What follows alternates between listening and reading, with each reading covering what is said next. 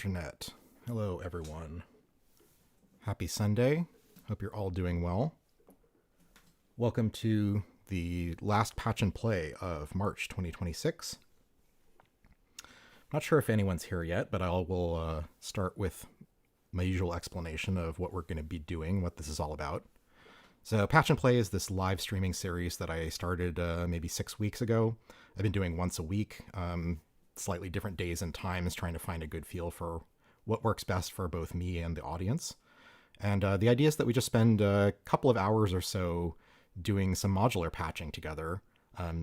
Usually nothing planned in advance, so it's kind of just we see who shows up, who wants to discuss what.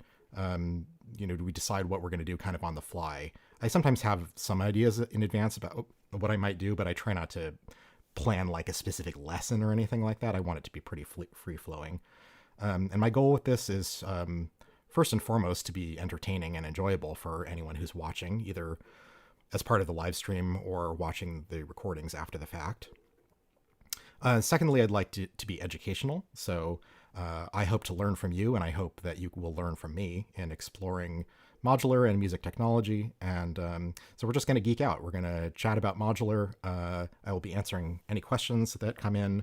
We'll be talking about gear, techniques, music, whatever we feel like. So if anyone is here in the chat, please say hello, and that way I'll know who's watching. And if you have questions about anything, I would really prefer that the direction of the stream be determined by what people would like to discuss and talk about. So regardless of what I'm talking about, please don't hesitate to ask questions and to share ideas about what you'd like to see us do. That said, I do have something a little particular planned today because I got the OXI E16 on Friday. That's this black box right in front of me on the left. And this is made by the same company that makes OXI 1, the sequencer that I generally use with modular and with other stuff, really. The E16 is like a MIDI performance controller. So it's got 16 encoders that can be mapped to any number of MIDI CCs or various other functions. And then it's got MIDI TRS out and MIDI USB out. And so you can patch it through to all of your hardware gear and kind of control anything you want from this one controller. The idea is that it's like very malleable to your specific workflow. So it's not like kind of a dedicated hardware device or a dedicated controller for a specific piece of software, or something like a mixing control surface where it's kind of designed for one specific purpose. This thing is really about customizing it to your needs and your workflow. So I've just been experimenting with it for a couple of days. I was actually having a little trouble with it when I was first setting it up. It took most of the first day to get it working, and it was working all yesterday, so I'm a little confused as to what trouble I was having on the first day, but I'm starting to get the hang of it. I've tried it with a few pieces of MIDI gear, and also, of course, with the modular, which is what we'll be doing today. And yeah, we're just going to try it out. I've also added a new camera angle, this guy here. It's a little tricky because I just have the one camera from above that I usually, I use between zooms on the left case and the right case, and then this overhead shot. And at this distance, I don't think you can read the screen here. So I've got this now zoomed in view where, at least on my preview, it's kind of blurry because it's a digital zoom. But I think the text is at least readable, especially if I explain what it is you're looking at and what I'm doing.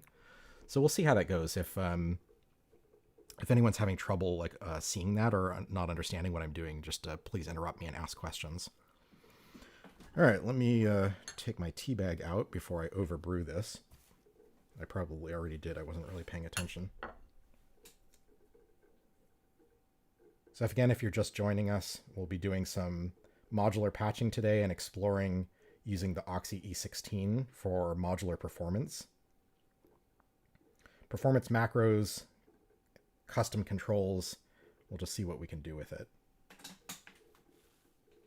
I'm a fan of the OXI 1, the sequencer. It's not perfect, but it's very useful. And at first I wasn't planning to get the E16, their new device, because it's mostly designed for MIDI gear, and I mostly do modular. But then I've seen some of the tricks that it can do in some of the later videos that OXI has released. And I started to realize that some of its feature sets, or some of its features, are actually very cool and will be useful in modular. And I'll probably be showing an example of specifically some of the stuff that I really liked about it. And I do have, a decent amount of other music hardware besides modular that has MIDI input. So I've been trying it with a few different synthesizers, and of course I have several guitar pedals that also have MIDI control. So there's a lot that we can do here. If anyone's here in the chat, please say hello, and would love to answer questions if there are any. But if not, I think we'll maybe start just getting some sort of music patched up and going that we can control with the E16. So what are we going to do today? It's funny, the last several streams I've actually had the OXI one all set up and ready to go, but I don't think I've used it in maybe 3 or 4 weeks now. And I've actually been I usually use it for most of my sequencing, but lately I've been enjoying trying to stick to the in-rack sequencers a little bit more, just for, I don't know, just a little bit of variety and trying to, make the most of the modules that I have. Of course, I had the sequencers that were in here before I had the OXI one, and I may not have got them if I was using the OXI one from the beginning. But I think it's nice to have some flexibility in terms of sources of sequences. Sometimes you can combine them and do all sorts of interesting things, and they all have different strengths and weaknesses. Herbie Brady, welcome to the stream. First time joining one. I'm glad that you're here. Diving into modular with a small FX and modulation case. That's a great way to start. I mean, one of the reasons that modular is so cool is that, you're building your own custom instrument or effects rack or whatever. So there's so many modules out there, and everyone's, there's certain modules that are popular that a lot of people have, but everyone's setup is slightly different, and you can really build something custom to exactly what you want to achieve about it, which is why it's always hard when someone asks a question like, how do I get started in modular? It's very dependent on what your goals are. And if you just feel like generally interested and you kind of like the shininess of all of the toys, that's understandable. Sometimes you just kind of feel the pull, in a sort of a consumer sense, without having a particular goal. That's fine too. But in terms of where to go, it really depends on what you're trying to do. So I think I've told the story about, what it was for me that, when I was getting into modular, that originally I wanted to do it just as a way of kind of doing generative drum machine kind of stuff that I could sample into the Digitact and then chop up in the Digitact and primarily work there. But as soon as I started with modular, I discovered how much I loved it, and I ended up not using the Electron boxes that much, and I've really focused mostly on modular. So over time, what I have here is kind of grown into a groove box where it's like, it does everything, and I can do a full song with just these two cases here and, a couple of pieces of extra hardware sometimes. And then I do, a song as like a live performance, where I kind of practice it a couple of times to try to capture something that is mostly pretty raw. And I just take a stereo mix down and make videos from those. And it's a lot of fun. It's also freed me from some of the sort of perfectionism that I've experienced in the past, where I would spend a lot of time agonizing over the details of a song and using a DAW in the computer, and was never super happy with what I ended up with. I always felt like things I had done before were better. And so with modular, I feel like it's been helpful to sort of embrace the ephemerality of music, the idea that you can enjoy the process of creating things and not worry so much about what is the final end result, what is the deliverable, like what's in the MP3 file that I have exported, am I leaving a legacy, that kind of stuff that used to hound me. So it's been really helpful for me to really focus on the enjoyment of the patching process and creating something that only exists as long as the patch exists. And so I don't have, it helps suppress my instinct to try to save absolutely everything and make something that's incredible every time. I can really just enjoy, build the building process, the patching process, the creative process, and then performance, which is also something that I never really focused on in the past. And focusing heavily on kind of the performance aspect of music is also something that was a radical change for me compared to my younger days. So yeah, an effects rack is another common use case. Like I'm doing sort of the Groovebox thing where I'm trying to create an entire song with all modular, with multiple voices and drums and everything. But an effects rack is also a very common and popular and good use case for modular. To if you have other hardware or live instruments like a guitar or something, you can do a lot of interesting effects processing with a modular based effects unit, and that you can customize to exactly what you want. So I've got some effects in rack. Like I guess sea legs is probably the only sort of like dedicated bread and butter sort of effect that I have. I guess the noise engineering Versio modules also. These two over here, these are the platform modules that are their effects platform. So there's like you can swap the firmwares on these to different ones. Right now I have Ruina Versio and Lacrima Versio loaded. This is a distortion and like an auto wah, respectively. And some of the other things that I have here can also be used in sort of a processing capacity, like beads as a granular synthesizer is definitely sort of in the processing category. Ted Rosner, welcome to the stream. UK, so it's evening there, maybe about 8 or 9 o'clock. Hope I will be both interesting and a good send off for bedtime for you. I can do my my calm radio announcer voice and try to put you to sleep. So for those joining a few minutes late, we're just going to be geeking out on modular today. Usually we just kind of do some totally unplanned patching, but this week in particular, we're going to be focusing on my new MIDI controller, the OXI E16. And before I talk too much more, let's actually get some music going. Again, please ask questions in the chat if there's anything specific you'd like to know about what I'm doing or modules that I have or opinions or about modular, whatever you want to talk about. I really like to have the chat guide what we do in this stream as much as possible. But that said, let's get some actual sounds going. What are we going to do today? I feel very indecisive about what modules to use. I did just reflash my Manus Iteritas Alia with Toros, which is a drone oscillator, so maybe we'll start with that.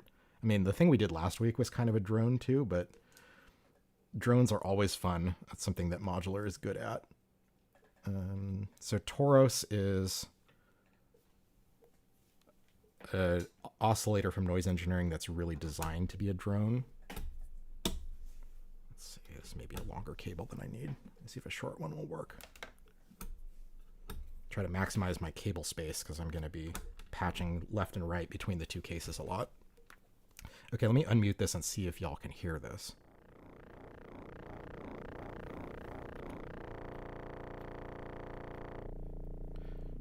Let me know if you hear the sound and how it compares to the volume of my voice.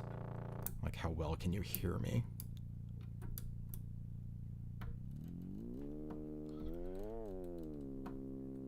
Okay, so I haven't used this in a while, but I think I can remember how it works. It's 3 oscillators combined.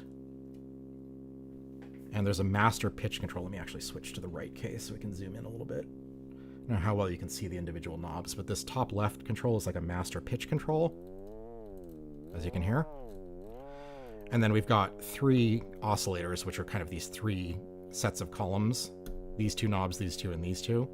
The top ones set the frequency offset of each one relative to the others, so I can like tune. I can tune them up and down.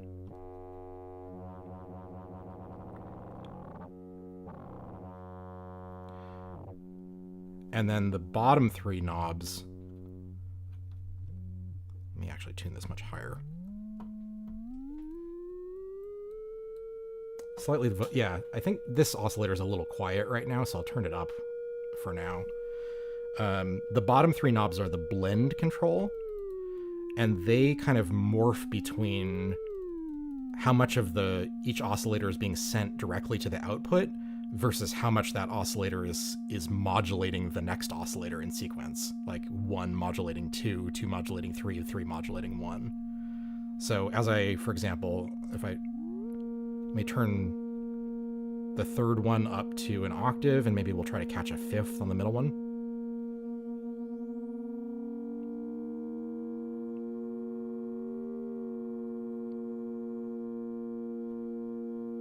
There we go. So we've kind of got the first oscillator in kind of the root position. The second oscillator is playing a fifth above that. And then the third oscillator is playing an octave above. And then as I turn, I'm going to turn the blend knob on the first oscillator and listen to how it changes.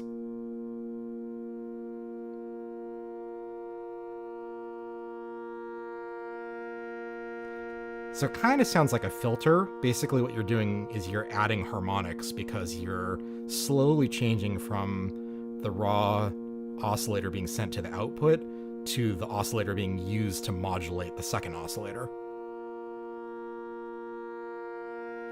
It's a really nice sound.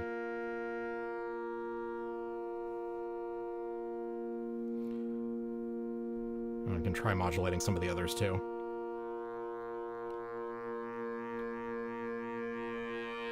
So the more modulation you do as opposed to direct out, the more kind of gritty harmonics you get in the upper registers. Let me check the chat, see who else is here. Teddy, welcome to the stream. Marbles, Øchd and the Expander compare to. Okay, yeah. We'll try to get those in today. Hey, Brees.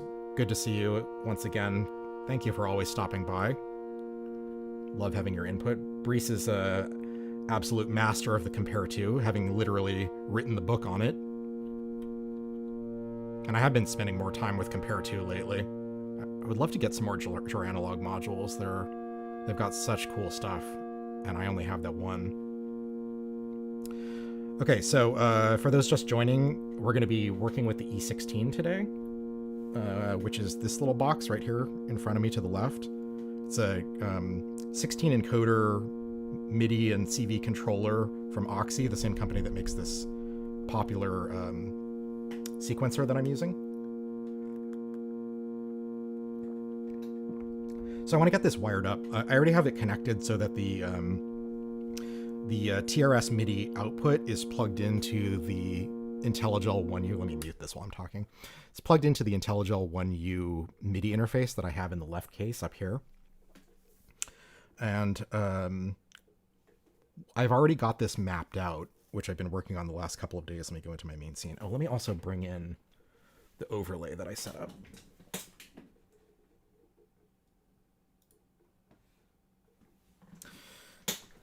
This is some of my challenge of not having multiple cameras to get this very clearly, but I wanted to at least attempt to make the text on the screen of the E16 visible to those watching the stream. So I assume it looks to you basically like what it looks like to me in the OBS preview, which is that the text on the enlarged version of the screen is blurry, but readable, especially if I explain what I'm doing. Let me know how it looks for you, whether that's the enlarged version of it is useful or not, or whether you'd rather just look at my teacup. So what we're looking at right now is the top level menu of the E16, and these choices on the screen right now are called scenes, which are kind of just like banks of controls.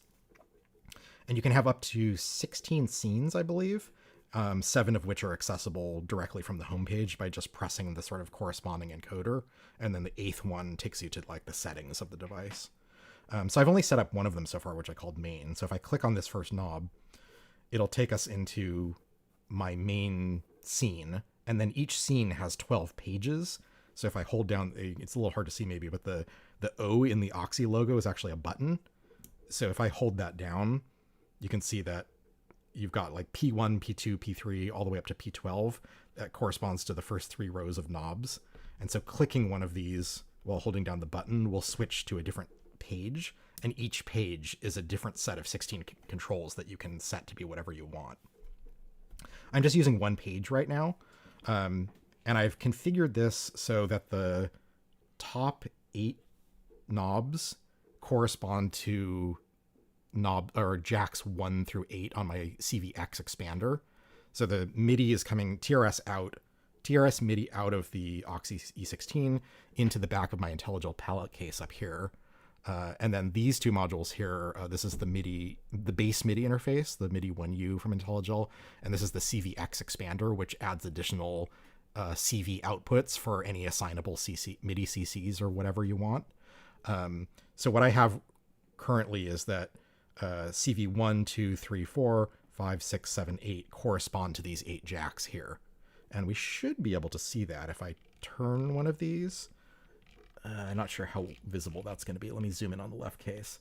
But as I turn the first knob, you should be able to see that LED is lighting up because it's showing essentially like the relative voltage level coming out of that.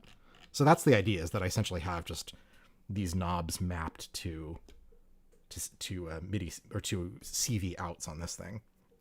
And so by patching out to this, I decide which 8 things I'm controlling. And then, of course, I can molt them and attenuate them as much as I want inside the case. You can also change these little labels. So if I decide that like CV1 is going to be reverb wet dry or something, I can change that label to say REV or something to make it easier to remember what it's mapped to, which is really cool. I have the 9th and 10th encoders. You see there the labels say mod and CC. That's because on the base MIDI unit up here, I don't know if we can read the text on the zoom in, but it's got pitch, mod, gate, velocity, CC, and trig, plus clock and reset. And so this is kind of intended for like sequencing, like a melodic voice where you have control over the basic parameters of a note. And so and then these mod and CC jacks are assignable to which, MIDI messages you want. So I have them just set to essentially like 9 and 10 in series from these other 8. So it's essentially like 1, 2, 3, 4, 5, 6, 7, 8, 9, 10. And so I have actually 10 CCs that I can control via CV. And then I guess we won't be using it here, but these 2 knobs are set for, it says M1 DW, M3 DW. That's because I was using it with my Hydrasynth yesterday. So M1 stands for MIDI 1, I guess. I forget what I meant with that. And DW, I guess, was dry wet. Anyway, I was experimenting with doing kind of a hybrid of controlling like MIDI gear outside of the modular alongside with the modular. And then these bottom 4 are a little more complicated. So maybe let's actually get some more music going before we start digging into that. Again, please let me know if you have any questions or if there's anything you would like me to focus on. Let's try to get the modules that were recommended involved here. So marbles, Øchd plus the expander, and your analog compare to. Well, that's perfect because we do want to get a sequence going. So let's see, let's bring the Toros sound back in. So maybe what we can start with is using let's actually use Øchd. This is actually a better use case. So this is Øchd right here, this one with the black module with the 8 jacks on it and the big knob up here. And then the Øchd expander is the one immediately to its right. So these 2 with the gold jacks. Øchd is just 8 LFOs that have they're bipolar triangle waves. And they have sort of a predetermined relationship to each other. So you can see from the way that the LEDs next to each one change color and at the rate that they change, like exactly what it's doing. So I'm plugging the first one into the blend input of the first oscillator on Toros. And so that's blending back and forth between whether the first oscillator is being sent directly to the output or whether it's modulating the frequency of the second oscillator.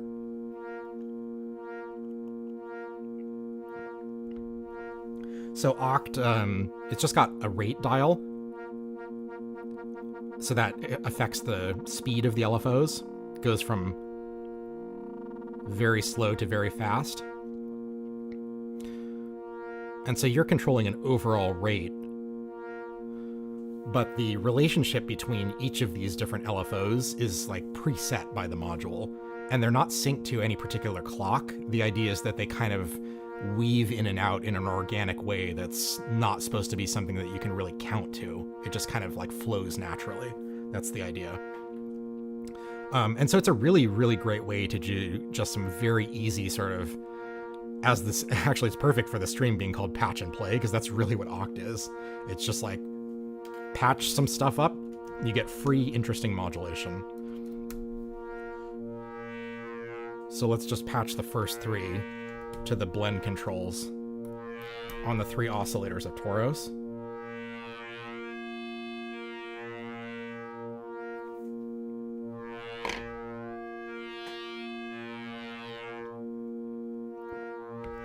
So you can hear that the blend is being modulated up and down. And actually, because it's a bipolar signal, I think I should actually set the knobs to be kind of in the center position so that it'll go to their maximum and minimum positions. So you can hear it's changing a lot, but it's also not repeating in a super predictable way. Let me turn the sound of the oscillator down a little bit so you can hear my voice better now that it's a bit louder. It's a little bright, so maybe we'll send this through a filter. I'm just going to use Icaria for now. I don't know why I mispronounced that. Let's take that out of the left out here.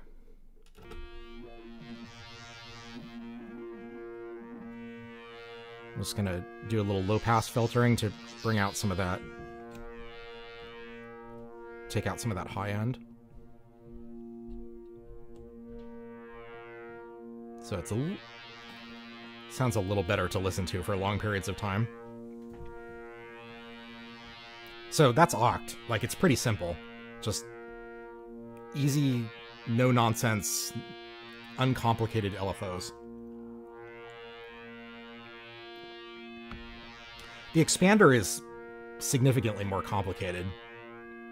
The expander gives you, like, a lot of additional LFO and control signals that are derived from the 8 triangle LFOs on the base module, but they do very different things. So the top 4 jacks, I guess there's 4 sections that are divided by these kind of like horizontal gold lines. I don't know how well you can see that on the stream, but each section of 4 jacks from top to bottom is kind of its own function.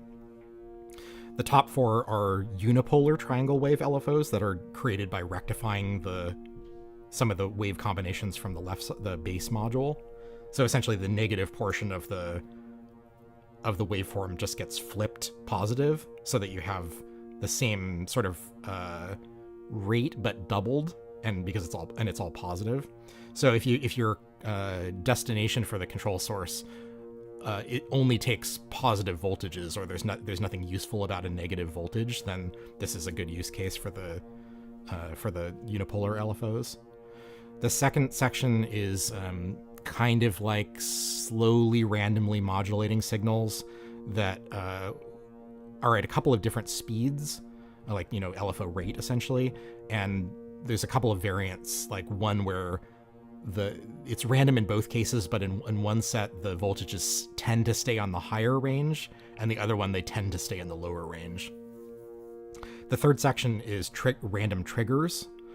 So each of these triggers will just or these jacks will send out triggers at sort of random times that are not synced to each other to kind of generate weird events that you can use for rhythms or anything else. And then this section is also distinct because it sort of normalizes into itself. So if you don't patch one of these jacks, the triggers that would have been sent out on that jack get included with the one following it. And I think it goes in like a clockwise pattern like this. So like that jack goes into this jack, goes into that jack, goes into that jack. So if you only patch the 4th jack out, then all 4 of the triggers from these will all come out of the same cable. I honestly don't use this very often. I should probably explore it more. And then the final section is, I think they refer to it as slow noise.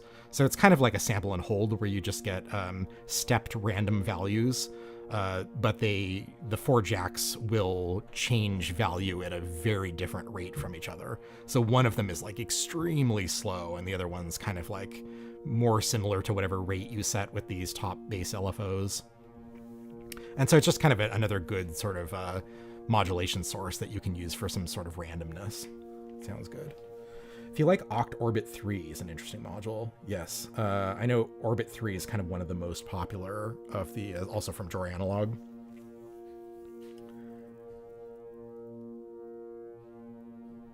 I think that, yeah, I think once I'm ready to pick up some more modules, I think I'll definitely be looking at draw analog, some of the sort of most well-loved ones I'd like to explore. And yeah, Orbit 3 is definitely on my radar.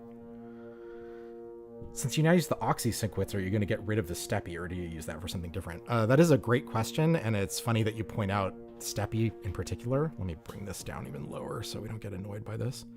I think Steppy is actually probably my least used module. And I did get it. Yes, you're astute. I got Steppy and Mimetic Digitalis before I had OXI 1. And since I got OXI 1, I don't use either of those two that much. I think Mimetic is kind of more useful as at least in my workflow, as kind of just like a random modulation source in addition to like pitch sequencing.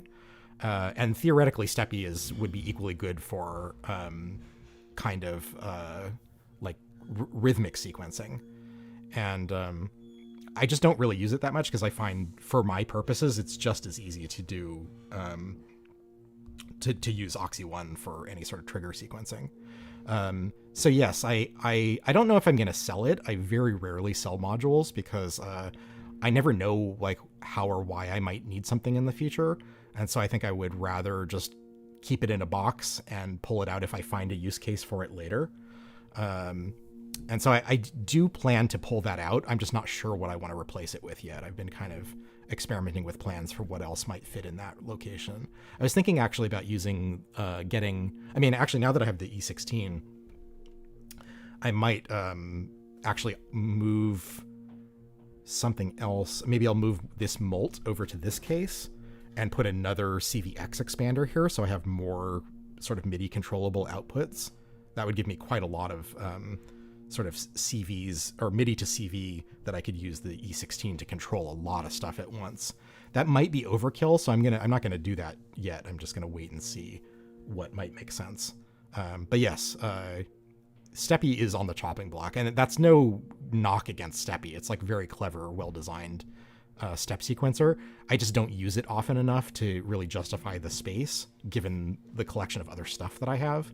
And I think it's kind of a self-fulfilling prophecy also, because the fact that I don't use it super often means I tend to forget a lot of the button combos. And so when I do want to use it, I either have to go pull up the manual or I kind of experiment with it a bit to try to remember exactly how to use it and then get annoyed that I don't remember. And so I kind of feeds into not wanting to use it again.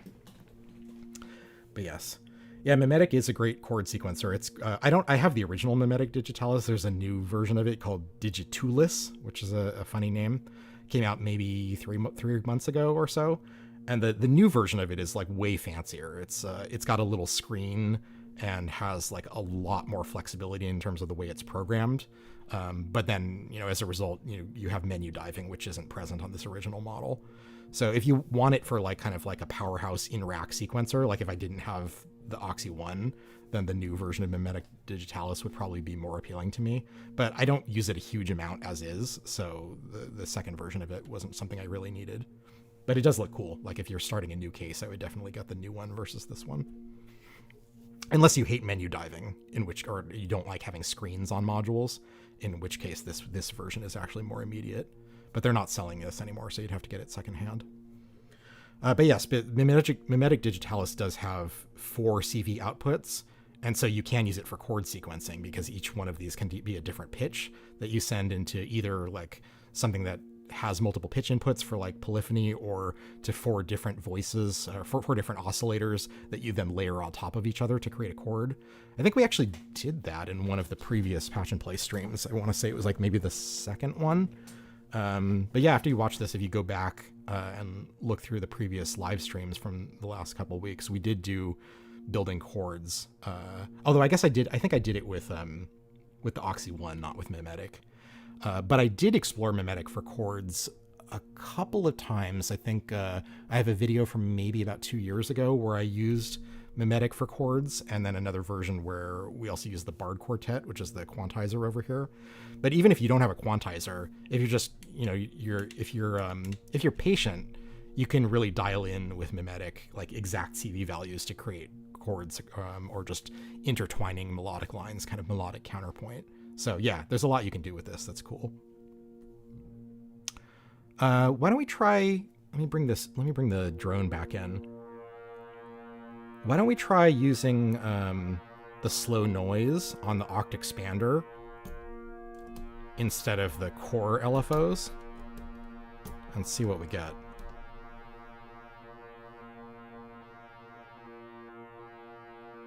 I didn't mention, but another thing Toros has is it's got two switches that change the mode.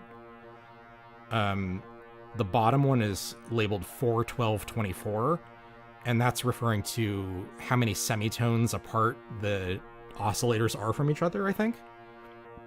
Oh no, I'm sorry, I'm mistaken. It's it refers to the range of the frequency control. So like I have it in the 12 mode right now, so that means when I have, for example, the F3 knob all the way up, the third oscillator is going to be 12 semitones or 1 octave higher than the root note. And then if I go into the 24 mode, it should be 2 octaves higher. It's a little hard to hear because I've got a lot of this kind of cross modulation going. But if I unplug these and turn down all of the blends, then you can hear how when I switch to 24, it goes up an octave.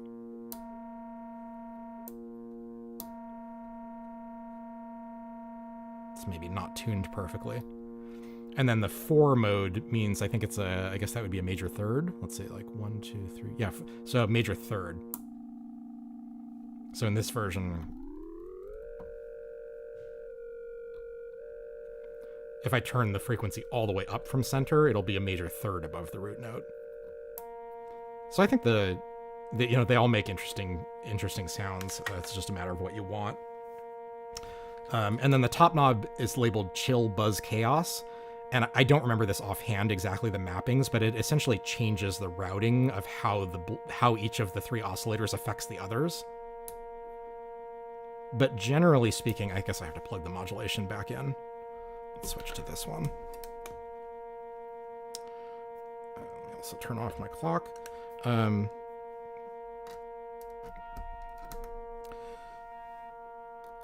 Generally speaking, moving to the modes more to the right will give you more kind of wild, nasty harmonics.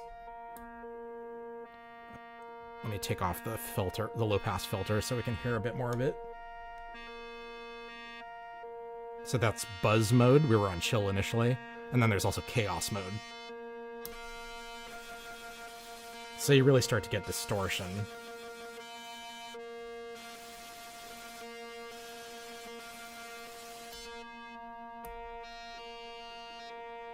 And yeah, I apologize, I don't remember exactly what it's doing to create those changes. I vaguely remember that it's related to sort of like how the oscillators route into each other. Like I think the first one is like each one just routes into the next one, and then the other one is like they chain into each other kind of cumulatively, and then some other variant on that, but I don't really remember. Ted Rosner, he bought Steppy and sold Steppy and bought the Metron. Regret selling the Metron, huh? Yeah, Metron looks cool. It's really big though. I think with space in a modular case at a premium, it's hard, at least for me, I find it hard to justify really physically large modules. We've talked about it a couple of times on the stream before, but that's one of the reasons that I picked Zermixa as my mixer, is that was like the best sort of feature set that I could find in a stereo mixer and an in-rack mixer that wasn't absolutely massive, like the WMD Performance mixer or even Exelon from BoardBrain would be much larger than this for the same functionality. So I think, I guess marbles, blade, let's see, what are my physically largest modules? I think definitely Zermixa is probably the biggest, and then sea legs and marbles and blades are both pretty big. But other than that, I think nothing is really more than 10 or 12 HP on average in my cases. So that's another reason I like having sort of the big digital stuff like a sequencer out of rack, because it just seems like more economical from a space perspective. I don't know, but to each their own, yeah. Yeah, I would not knock Steppy. I think it's actually a very clever design, and especially the 1U version of it, I think is actually a really good use of space. And because we think of time horizontally, I feel like the 1U version of it is much easier to sort of visually connect what you're hearing to what you're seeing. Like there's a 3U version of it where the triggers are oriented vertically, where it like goes down a column and then down another column instead of across two rows.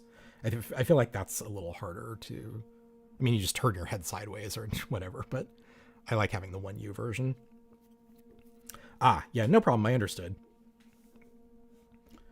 Metron does look very cool, very powerful though.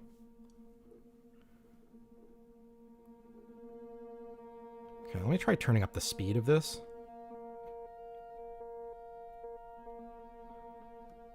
So maybe we'll get a...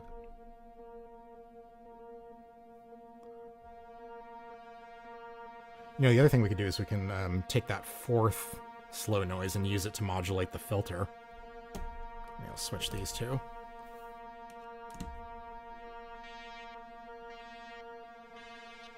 There we go. So now I'm using slow stepped modulation from the Øchd expander to actually change the filter cutoff.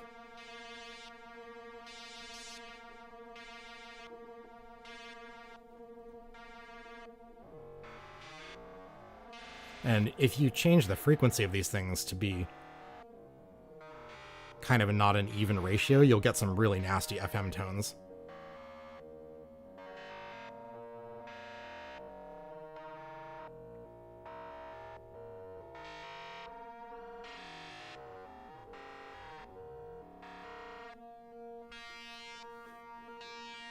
I tend to like it a little more consonant, but it really depends on what you're trying to do.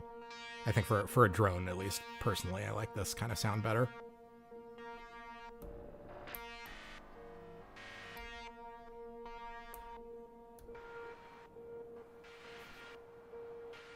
Actually, that sounds kind of cool in the chaos mode with the filter down. Turn the volume a little higher. Let me know if I'm clear to hear over the music or vice versa. I never know if what I'm hearing is exactly what y'all are hearing. Okay, so let's get something going with marbles, and then we'll start messing with the E16 for some performance stuff.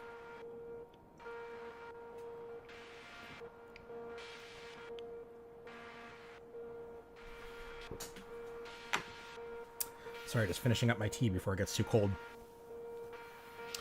All right, so let's go to the left case. Let me mute that for a minute. Let me know if you have specific questions about marbles. It's a very like feature-rich module, so I don't really want to like do a full deep dive explanation. So maybe I'll just start patching with it, and if you have a specific question about marbles, then I can address that.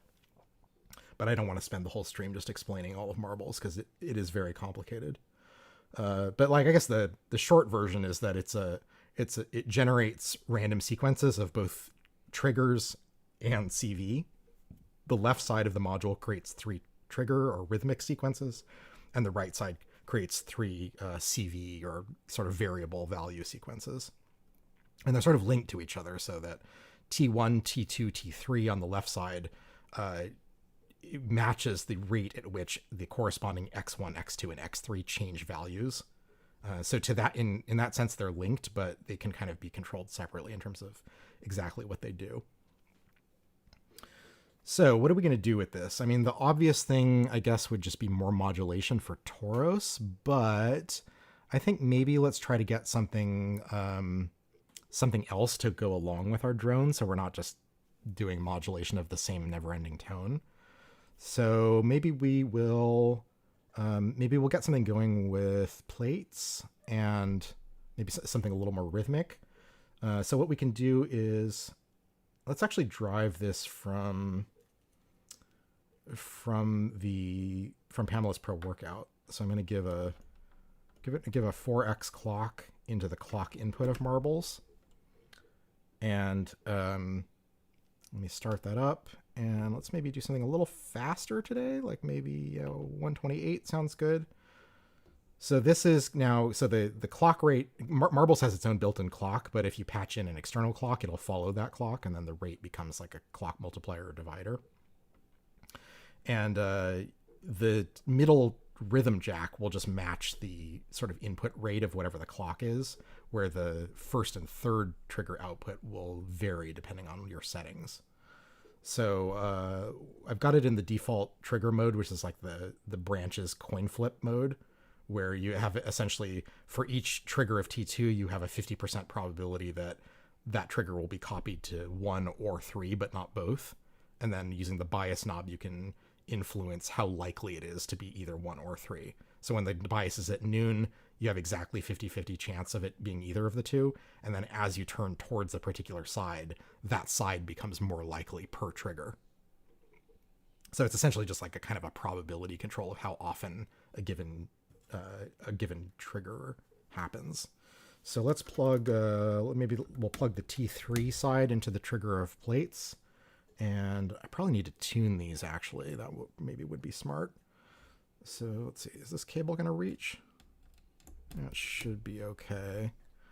And let me go, no, that's not the right control. Yes, it is. So we're going to go full VCA. I should probably patch this so I can hear it. It's a little hard to do without hearing it. And that cable is not long enough. Let's get the big boy. Oh yeah, that's a good idea. I can use the compare 2 as a sub oscillator. Okay, so let's get some signal going.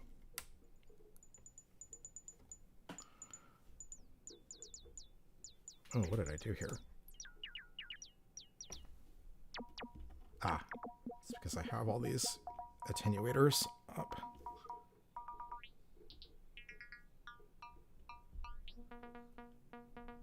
Okay, that's easy to tune. So let's get that tuned to a C.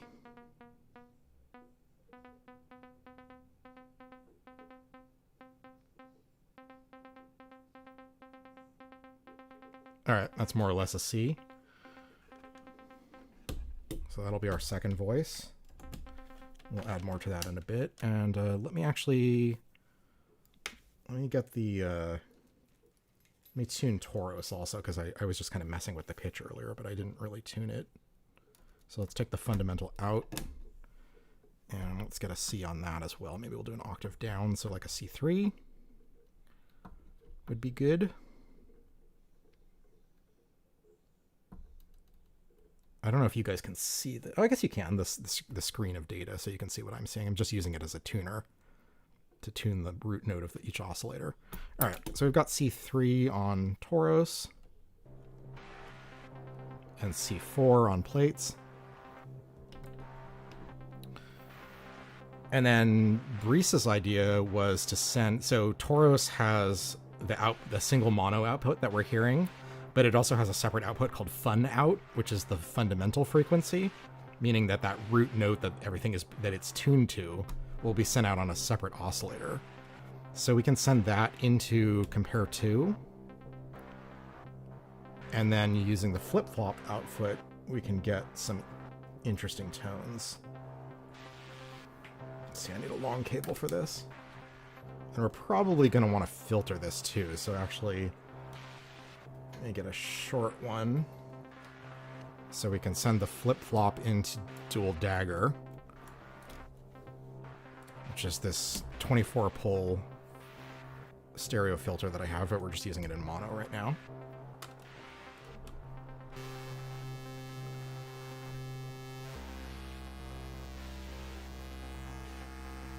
Let me actually mute the other two.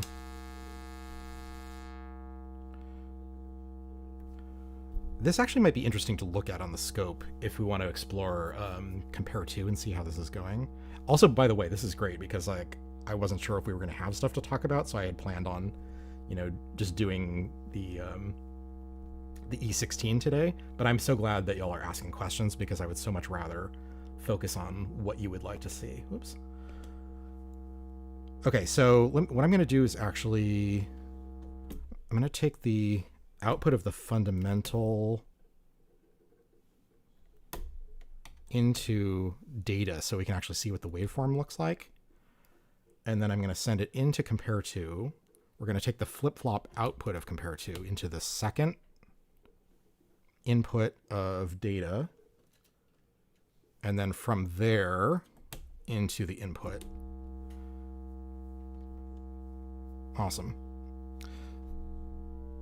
So this is pretty interesting. This is like, and honestly, Brees could explain this better than I could as the resident expert in Compare2. But Compare2 is a window comparator. So a comparator is a circuit where you send it a voltage and it has like a threshold, and it's going to send a gate signal out, like it's something that's either maximum or minimum voltage, so like 0 or 5 volts or something like that. And if the input signal is below the threshold, it'll send 0 volts on the output, like essentially the off signal.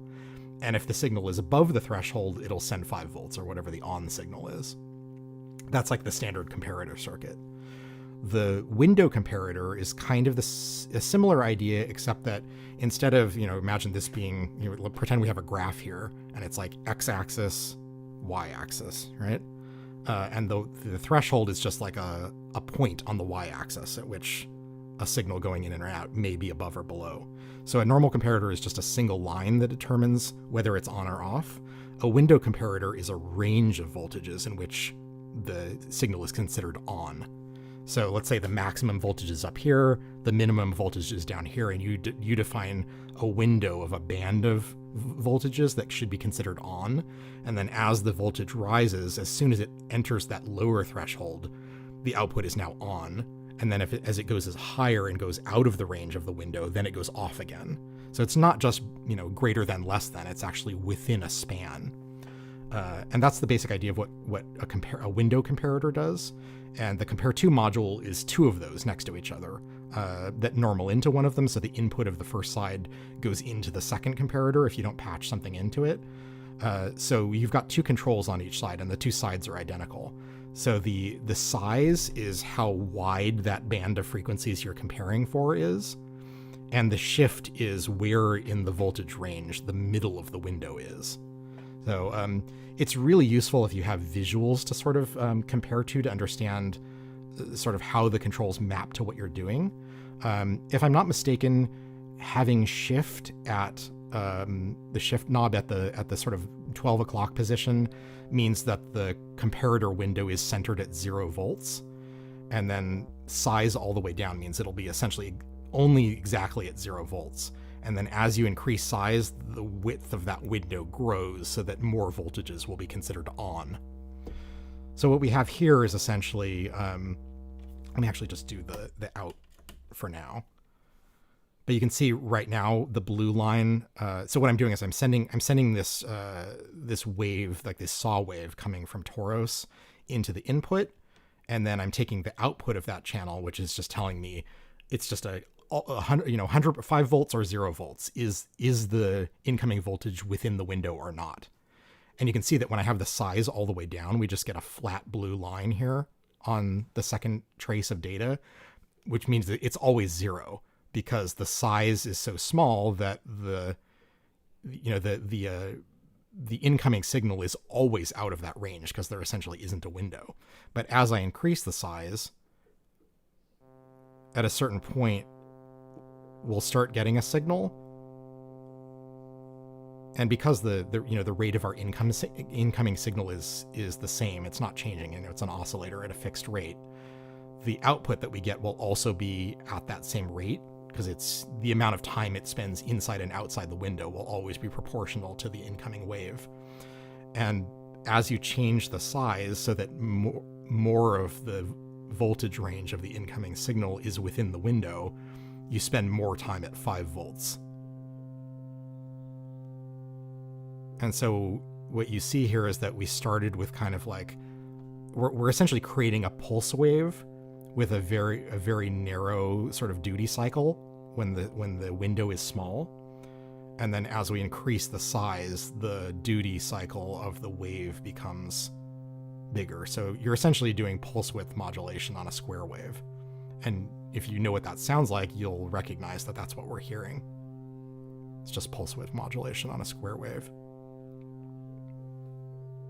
So what Brees was suggesting was using the flip-flop output, and this has to do with chaining the left comparator into the right comparator, and it's actually keeping track of a state. And essentially, I think it's the XOR that it's based on, but it's just like the flip-flop means that it's going to switch between its 0 volt and its 5 volt output, kind of alternatingly based on when the 2 different comparators trigger. I may not be remembering exactly what the triggering case is. I think it might be when the XOR varies. See if I can get it to do something interesting. I find that with I think visuals help a lot with this module, and I kind of wish there was like an easy mode version of this that had a built-in screen that actually kind of visually showed you what was happening, because it makes sense when you see a diagram, but it can sometimes be hard to sort of imagine in your head exactly what it's doing based on the positions of the knobs. So I don't think you have to be an expert in sort of the math of what's happening here. If you really just want to explore interesting sounds, there's a lot of cool stuff you can get with it by just patching in audio rate stuff, trying different outputs, and trying different positions of the 4 knobs.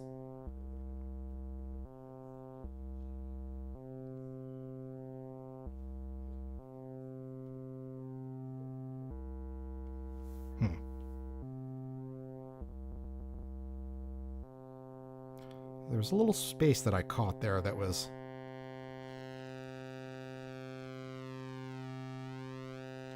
kind of more garbled. I was trying to get something that isn't just a plain square wave, or pulse wave, I guess.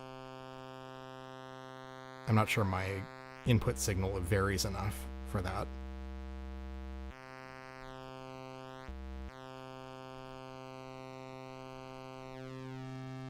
But certainly what we can do is these are all CV controllable.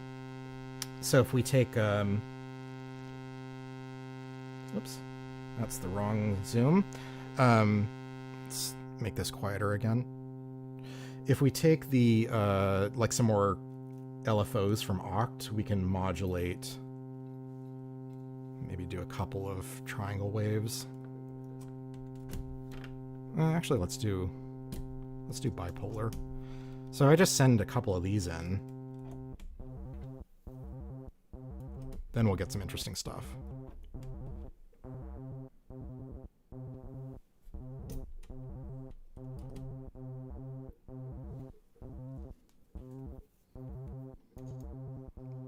This is actually pretty wacky because we're actually cutting out the signal because I'm not attenuating these values. So we're getting kind of some rhythms in addition to timbral changes. This might make more sense to do with a LFO that's actually synced to the clock. We'll have to see how it goes. Let's bring our other voices back in.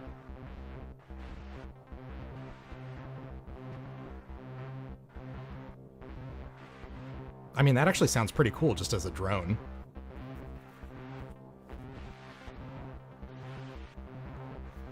Yeah. Let me just go back to the...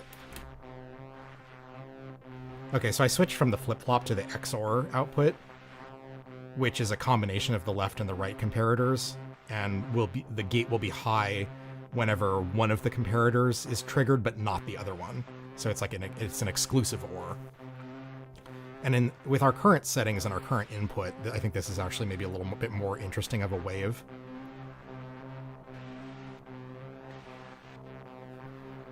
Let me try attenuating this stuff.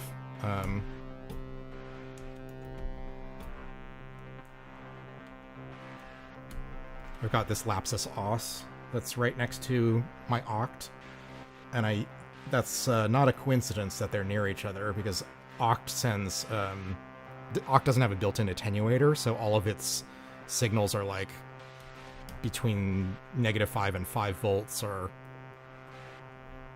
0 and 5 for the unipolar signals, and as in many cases in modular, that's too strong a signal for what you may need it for. So if we do this, then we can dial in an exact amount of attenuation for each of those.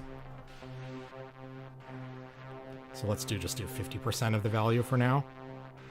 So it's not changing quite so much.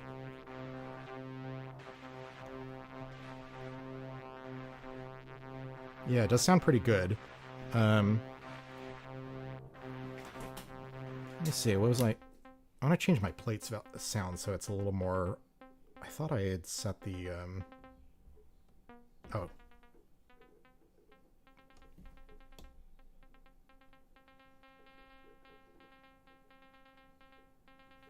There we go. I kind of wanted a little bit longer of a sound. Oops. So I've got the virtual Vactrol in full effect on plates. Oh, I'm sorry, looking at the wrong case.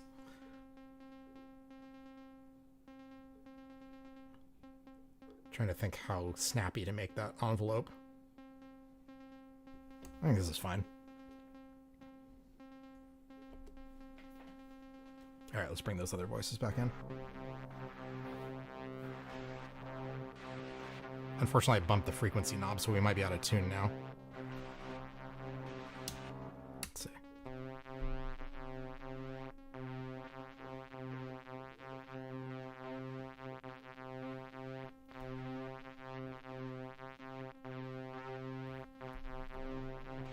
It's maybe slightly out of tune, but we'll just say it's microtonal and it's totally intended.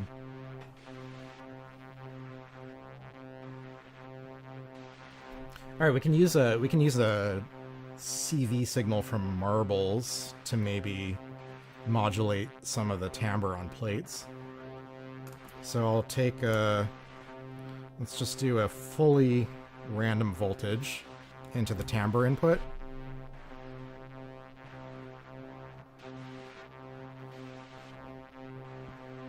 Let me mute these two for a second.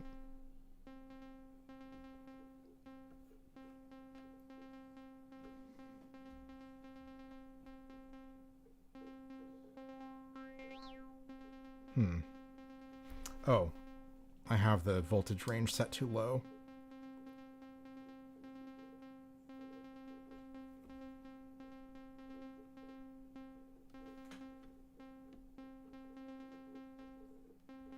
Not hearing a lot of difference. Let's try making a stepped voltage.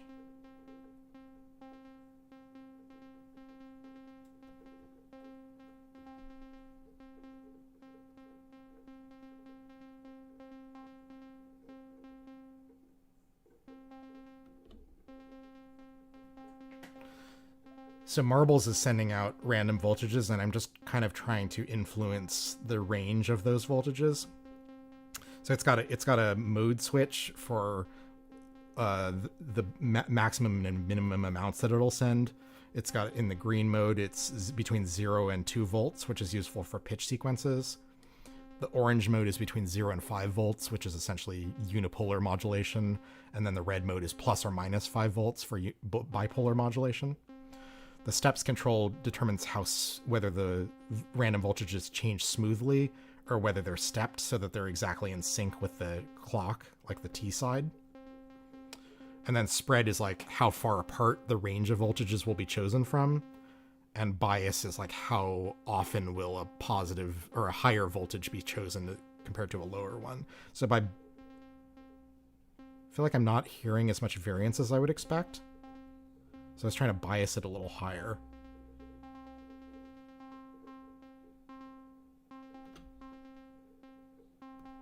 Maybe we'll try modulating. Actually, I may need to turn the harmonics up.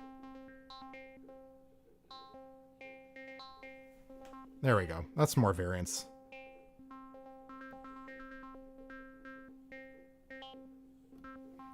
So we're getting a little bit of a sort of interesting timbral change from Marbles, and I'm taking the X3 output, so that's synced to the T3 output.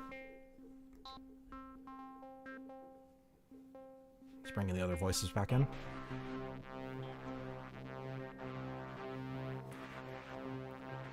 We've got to have a kick drum added to this, right? Just to anchor this with some rhythm. So I'm going to need a super long cable into my kick drum.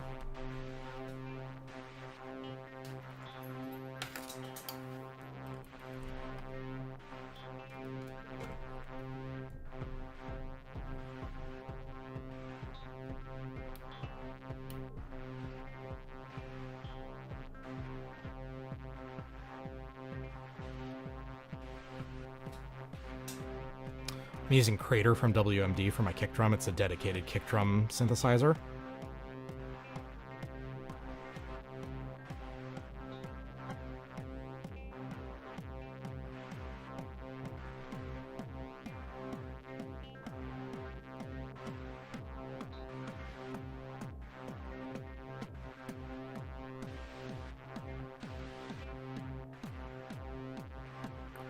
And I feel like it's a little quiet, so I might bring the other voices down a little bit so we can hear that kick drum.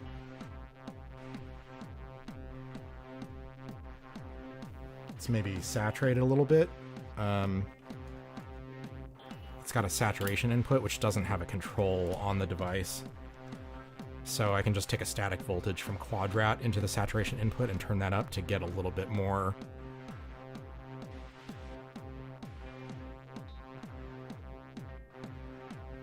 Oh, wrong jack. I was plugged into the input.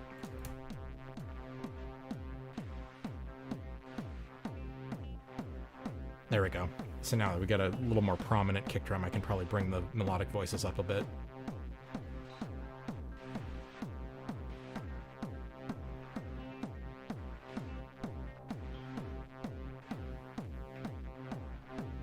Have I tried sending audio rate FM into rings? Yes, absolutely.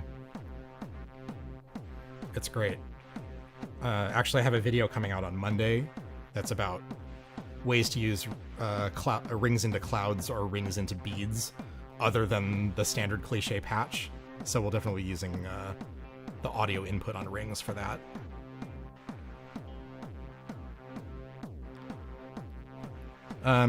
Okay, let's get some effects going too, so we can have something more interesting to listen to. There's not much stereo image here. So before we start doing more performance control stuff, let's do that. Again, if you have specific questions about the modules that were asked about earlier, please let me know. It's hard for me to know what would be most useful to you. Simply naming a module, there's a lot that I could talk about, but I don't want to just blab on and on if it's not useful. All right, so C-Legs is my, oops, gotta remember to switch camera views. C-Legs is my main delay, and I use it usually as a stereo effect send from my mixer.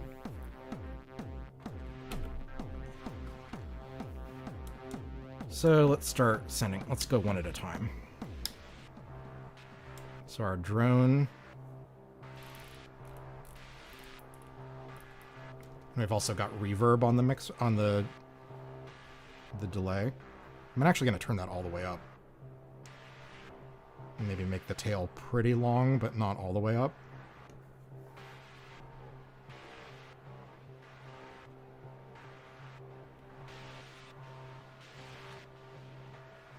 And let's also clock the... Or maybe we don't need to. I was going to say we should clock the delay, but maybe we don't want to. I think we want to maybe a bucket brigade style delay. Unclock this and...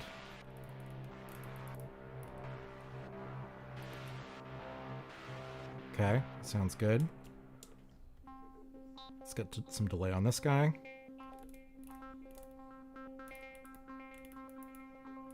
It'll give us a little bit of stereo image. And some reverb. And then our compare to. Let's get a lot of effects on this.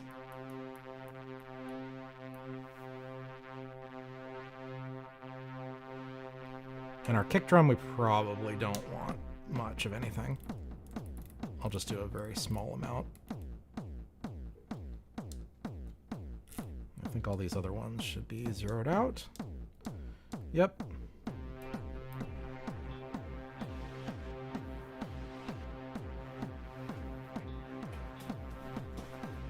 Cool. Sidechain. We gotta sidechain it, right? So let's copy the kick drum.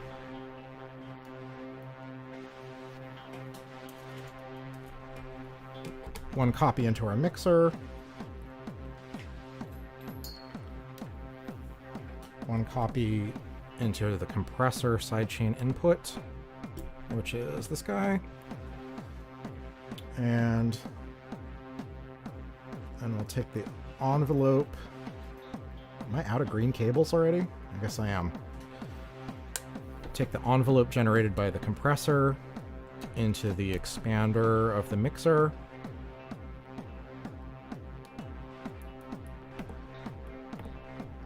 And then we'll create a mod that brings down the volume.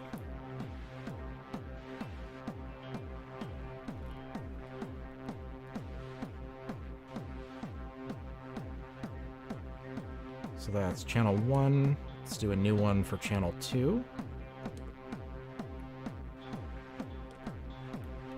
Same thing.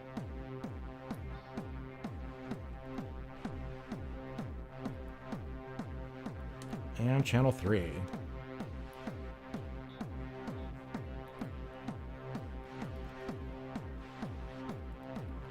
So what I'm doing here is, you won't be able to see the screen, but I'm sending a copy of the kick drum's audio into the sidechain input of a compressor, and then the compressor has an envelope output, so it'll create a control signal that matches the curve of the compression, which essentially is going to give us a negative voltage dip every time the kick hits.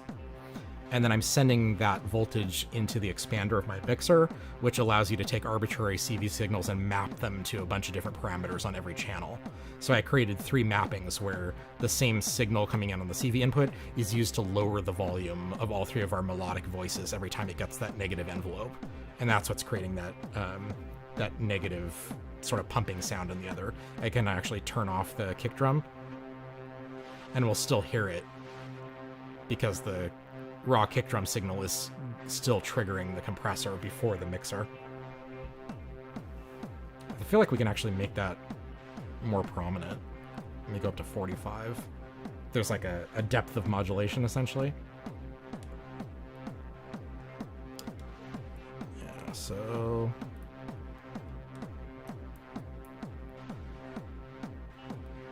let's really pump it. So one of the great things I love about this mixer is the sort of control matrix for doing this kind of thing. Okay, cool. And we can affect the side chain by changing the decay time of the kick drum, as well as the release and controls on the compressor.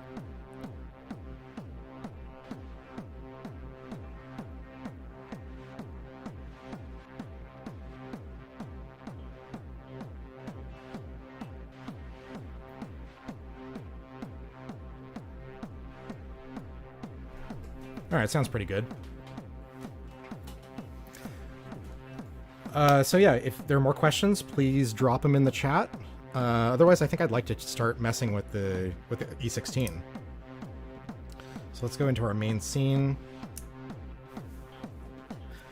Out of interest, would there be any difference between taking the compressor envelope and one created by Quadrax inverted? No, in terms of just it being a control signal which can be used to affect the volume of these channels, no. The nice part about using the compressor is that it can derive the control signal from an audio signal. So I'm not sending it the trigger of the kick drum, I'm actually sending it the audio of the kick drum. And it's listening to the audio and following sort of the shape of the peak amplitude of the audio and creating a control signal that is just that traced line. You can also do the same thing with Icaria because it has a built-in envelope follower. If I was wanting to control the ducking envelope separately from the audio source that it was meant to sort of match to, then I could do it also by just sending a copy of the trigger that's triggering the kick drum into any envelope generator and using that envelope to do the ducking. Yeah, you don't need a sidechain compressor to do this. There's a lot of ways to sort of fake this sort of pumping sound. Using any negative envelope will work, and depending on how your mixer or VCA allows you to control this, you may not even need to invert the envelope. Like, for example, with my mixer, it allows you to set to what degree the incoming signal is affecting the parameter that you map it to in either a positive or a negative direction. So you can send it a positive voltage change, but invert it within the mixer's mapping, so that you don't have to invert like it essentially has a built-in inverter, or it's an attenuverter really, because it's the amount of modulation and the polarity of the modulation. But you can definitely do it with any envelope and an inverter, or you could do it with a VCA that takes negative CV values.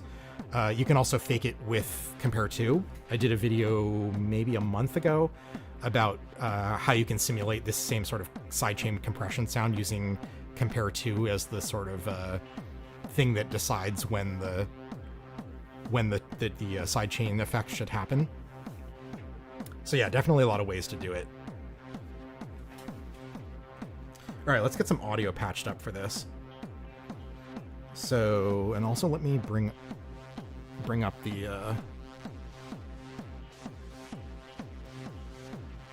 filters a little bit, make this a little grungier. Maybe some resonance on the low pass too.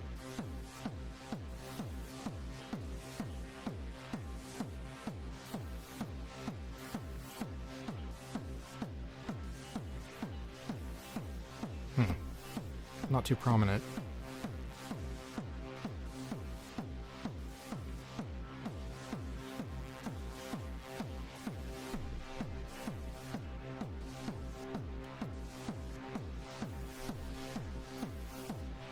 Leave this for a second.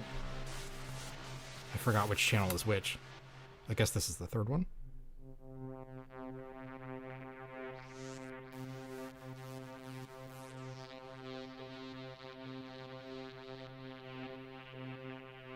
Okay, there's some good resonance on this.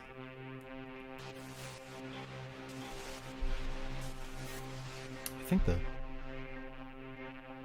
Plaits voice is a little sharp because I accidentally bumped the frequency knob.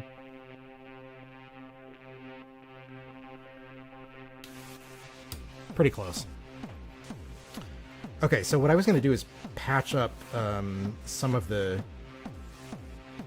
CV outputs from the MIDI interface. Trying to think what would be interesting to patch to.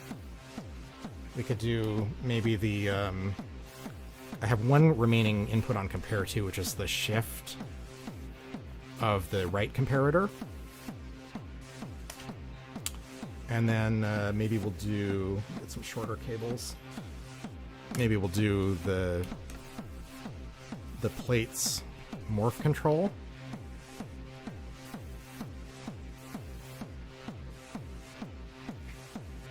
And then, what else? Need some really long cables to get to the other case. Maybe we can mess with our kick drum. Maybe, decay time. I'm gonna start forgetting what I patched this stuff to. Let's also do dry wet of the reverb. Or, not dry wet, but like I guess the amount of reverb. So I'm going to patch this into the auxiliary input, which I have mapped to the reverb amount.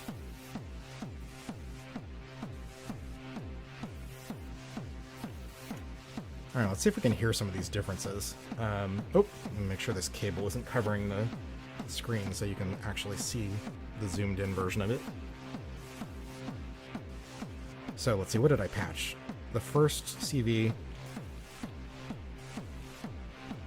This is also random. I'm not sure this is really going to be audible. Maybe start with one of the other ones. So the third CV is the decay time of the kick drum. Oh yeah, that I can hear the difference quite clearly. Ah yeah, good idea. Saw LFO from PAM into a VCA. Would definitely work as a sidechain, especially since PAM is our clock source. You would know that it would be synced to the kick. And then this one is reverb amount.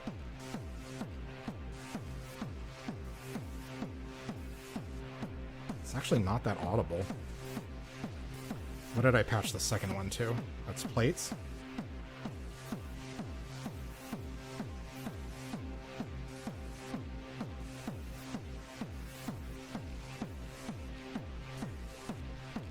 I think I might send the first CV to the harmonics and plates instead, because I don't really hear much difference patching it to compare to.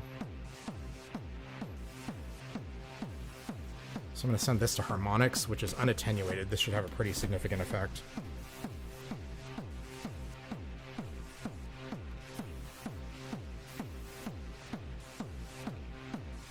And yet I don't hear much. Am I filtering this? What am I doing with this signal?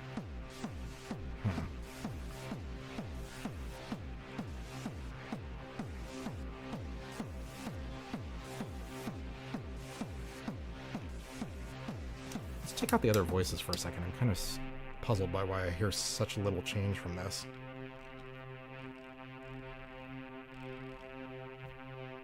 Is that the wrong... Oh, I had the wrong thing muted.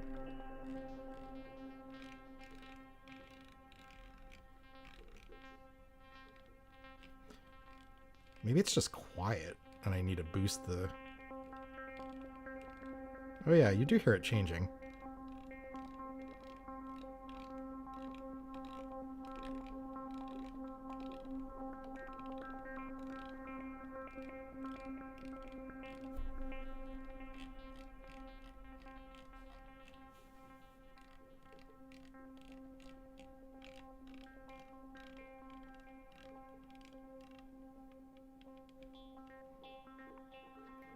I think I'm going to send this through Blades just for some drive, because I feel like it's kind of quiet, especially in the mix with this other stuff.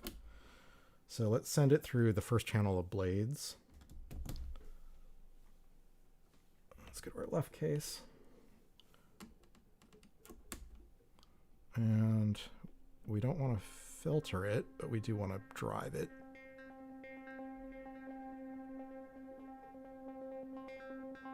I might actually high pass this, just so I can add a little resonant, a little emphasis in the bass.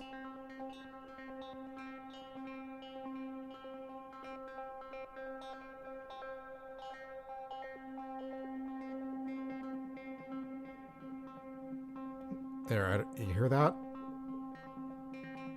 I've got it in high pass mode with the cutoff set to a pretty low frequency, and then I'm emphasizing that low frequency with the resonance. So you get that kind of like ringing tom sort of sound.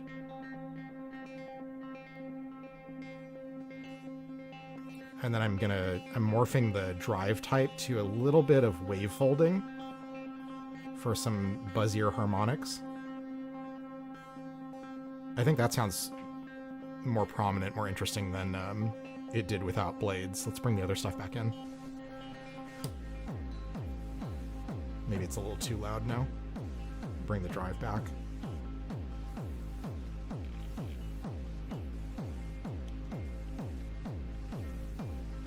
Zoom in on the controller.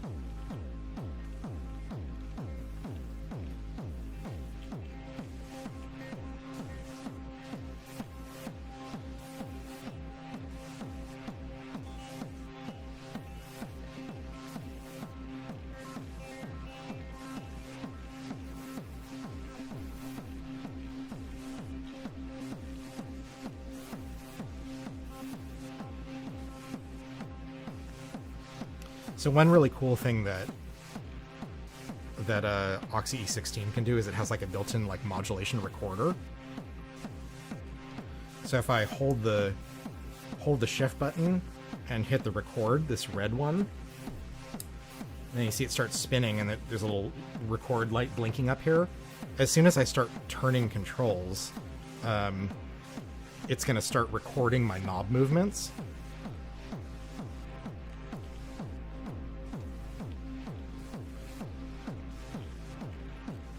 I'm not sure how long it lasts for. And then I press record again to stop it.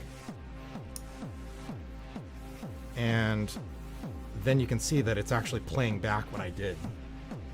You see the values changing? Let me try it. cam overhead. I'm not sure how visible that is.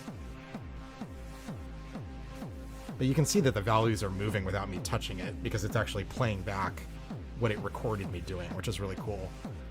Currently, this is like totally unsynced to any sort of clock. So it's just kind of like an organic, unsynced modulation. I do know for sure that OXI is working on syncing for this. So I don't know exactly how it'll work, but there's going to be, in the future firmware update, there's going to be some degree of like you send it a clock over MIDI input, and it'll sync the start and maybe loop point of your recorded modulation to the clock.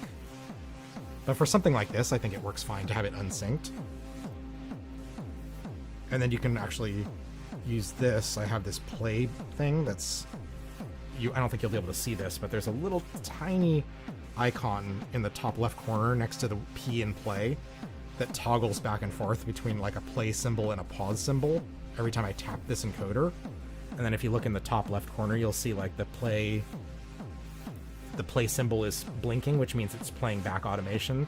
But if I press this, that goes away, and then it stops changing, so you can sort of start and stop the recorded automation, which is cool.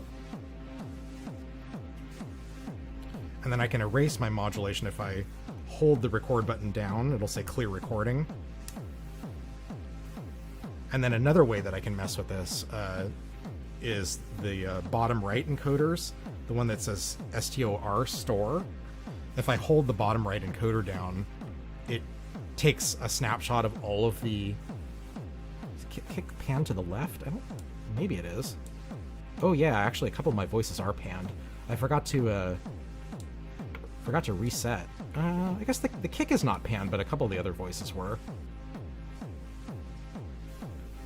At least not intentionally. Maybe one of my cables is not sending a strong signal on one side. I'm not sure. So when I capture the store, it takes a snapshot of all the current values for all of the controls, and then I can press this random dice button, and it'll pick a random value for every single control. So every time I press this random button, it'll pick new random values, and we should hear a difference in the sound. Although I didn't pick very prominent, maybe I should change... I think what I'm going to do is I'm actually going to unpatch these. And let's use CV modulation for the drone. Or sorry, not CV, but let's use the E16s as the modulation source for the blend controls on Toros, because I think that'll have a more dramatic change in our sound. So I'll use channels 5, 6, and 7 for those. Make sure I don't cover the screen.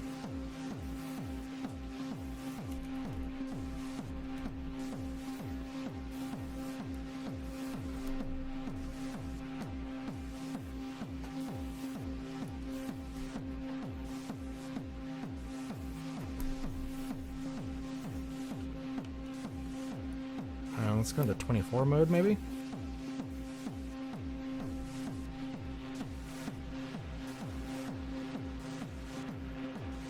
Okay, so now every time I press random, we should hear something much more distinct.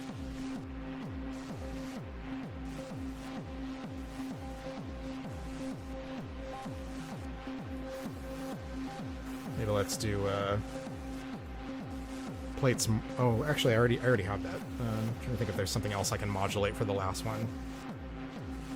Maybe something on one of the filters.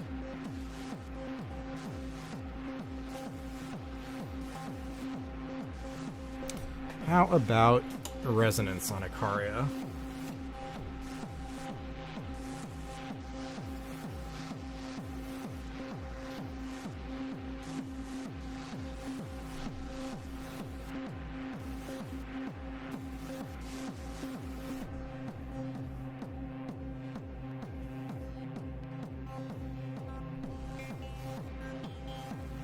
So every time I press the random button, I get like a different set of sounds from all of these CV inputs to the various parameters on the modules being randomized.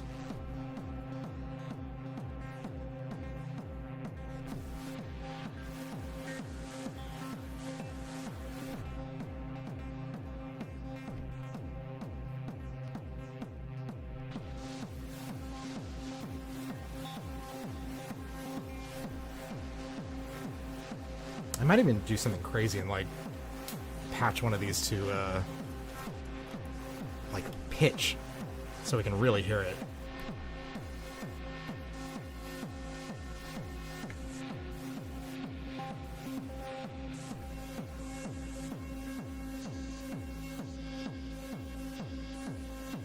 Or maybe the frequency of the middle Toros oscillator.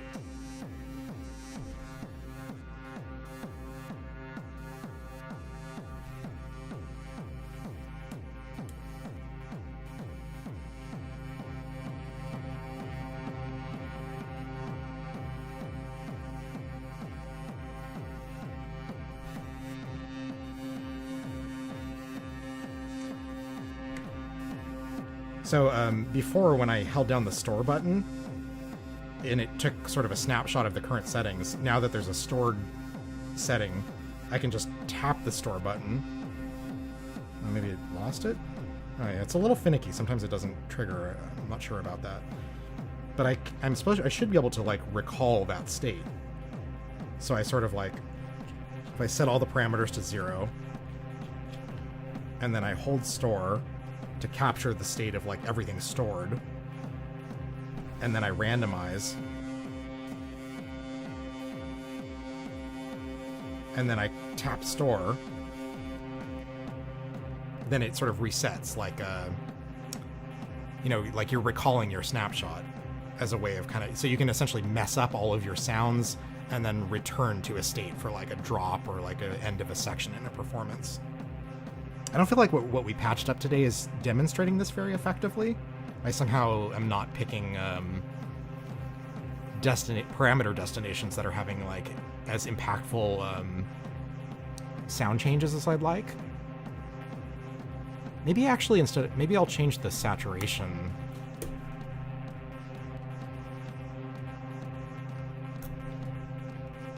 Of the kick drum.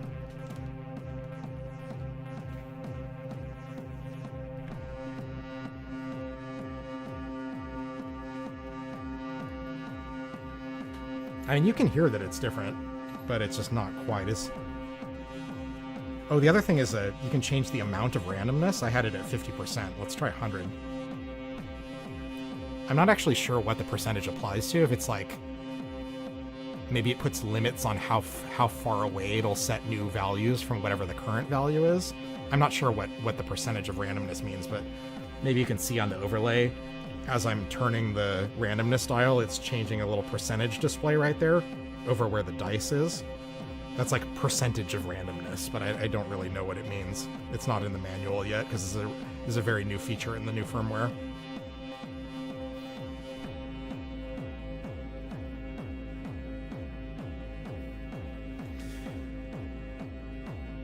Yeah, I mean, yeah, the outputs of the CV. Yeah, I don't. OXI doesn't. The OXI E16 does not have internal quantization. It's not intended for pitch, really.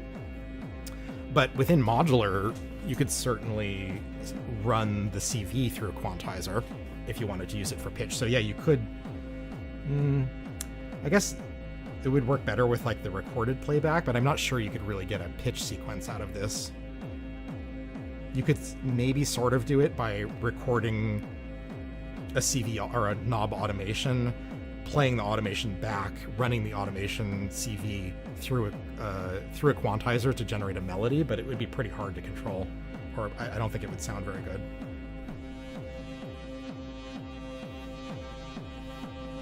Now, one thing that the E16 doesn't do, which would be really handy in something like this, is you can't. Let me reset the store.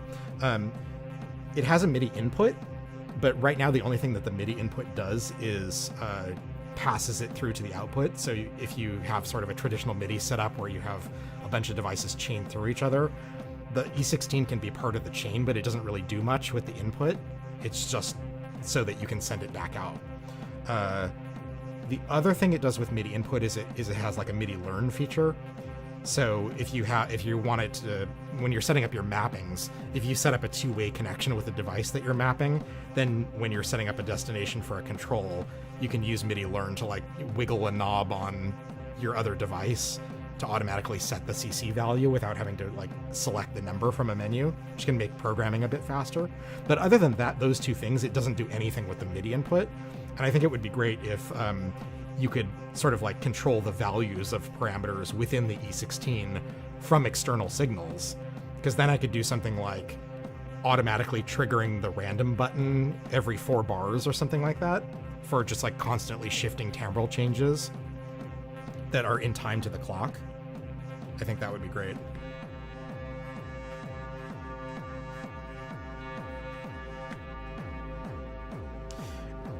But the thing that I really like about this, which I haven't talked about yet, is the bottom left control, that one that says AB.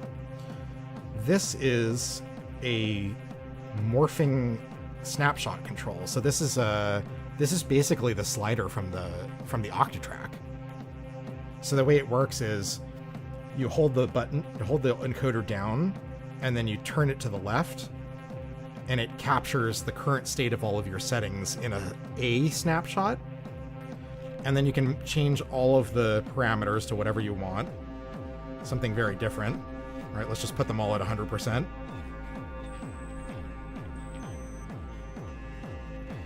And then you press the snapshot encoder and turn to the right, and it captures B.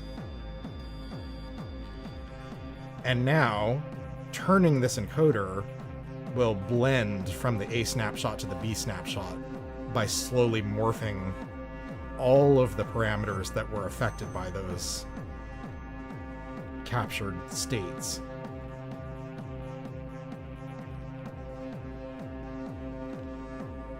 So again, I somehow ended up with a patch here that doesn't have very dramatic timbral changes, even with max settings.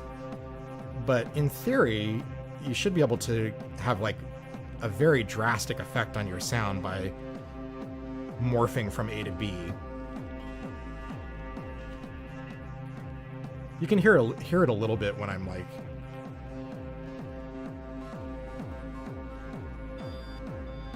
suddenly going from B to A by turning the dial quickly. And this is another case where I think that external MIDI input would be useful to control the position of this morph slider. Because if you want to do like sudden rhythmic changes, like moving it all the way from the B snapshot to the A snapshot, like immediately on the downbeat of a measure, that's very hard to do by turning a knob left. And I think it would be easier to do with an actual slider like this. I use the ADAC VC Transitions, which has a horizontal fader that can be used for CV control. That's very easy, just like the Øchd track, to just suddenly slam it to the left, and bam, you've got a sudden change on the downbeat. Hey, Jungle Circuit Lab, welcome to the stream. Thanks for stopping by.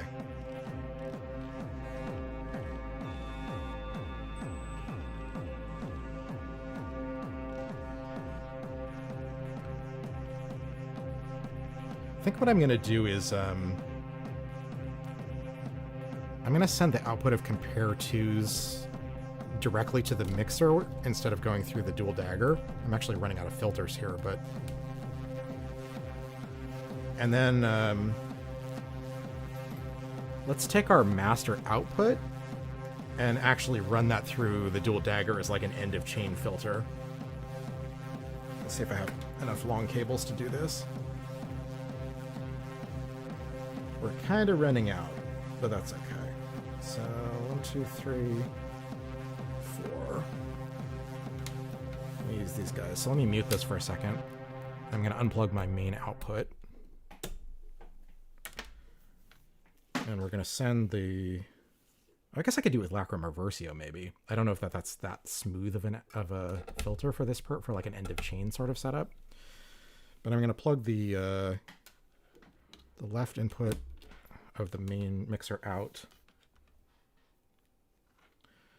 Yeah, I should do some more frequency modulation of a filter cutoff. That's a good example. Especially with high resonance, it should be pretty audible. And then let's send these guys out of dual dagger. Turn off the resonance. Let's put one of these into the main output left and one into the main output right. Let's bring our sounds back in. So now I can do a high pass of this, kind of like DJ style high pass.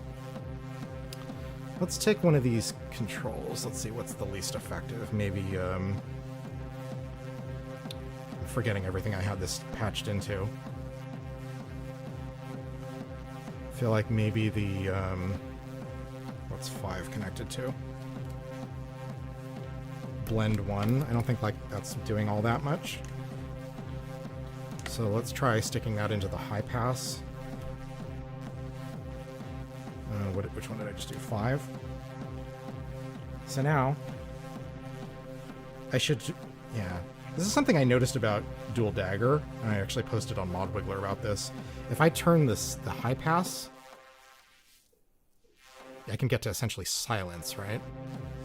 But if I max out the same control via CV, it just barely starts to high pass. So I think it's expecting a signal stronger than 5 volts. I'm trying to think offhand if I have anything in my rack that will like double the span of a voltage, so that instead of going from 0 to 5, it goes from 0 to 10. I don't think I have, I mean, I could do it with like an audio amplifier, but maybe my best bet is just giving it a 5-volt offset with Quadrat. So I'm going to send that into this guy and give it a little head start with some extra voltage here.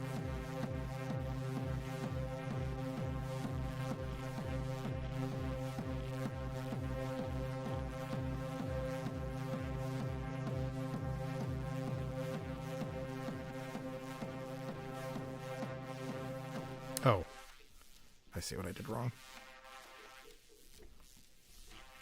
I was attenuating my entire signal.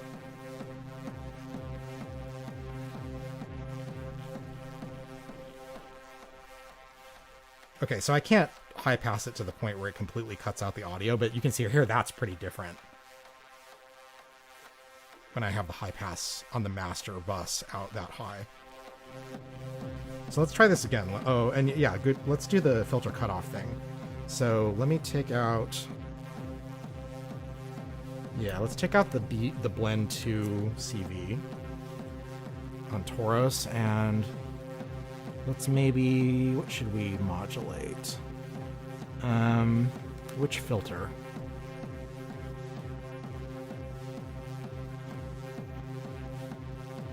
So currently I was doing slow noise from Øchd. Maybe we'll take that out, and we'll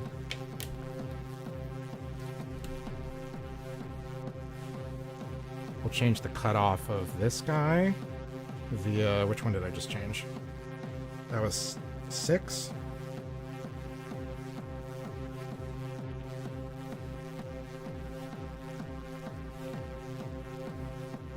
Still not super prominent, but I guess maybe I need more resonance. Which one's this plugged into? 8.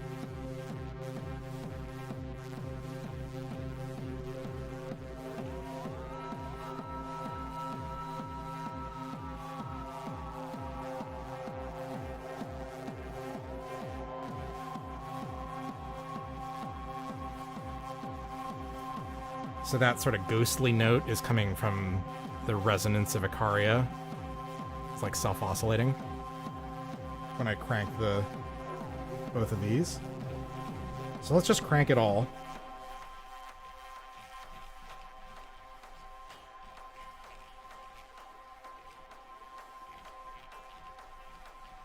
And we'll snapshot that as B. And then our snapshot A is nothing. I think also this knob I have the range set wrong.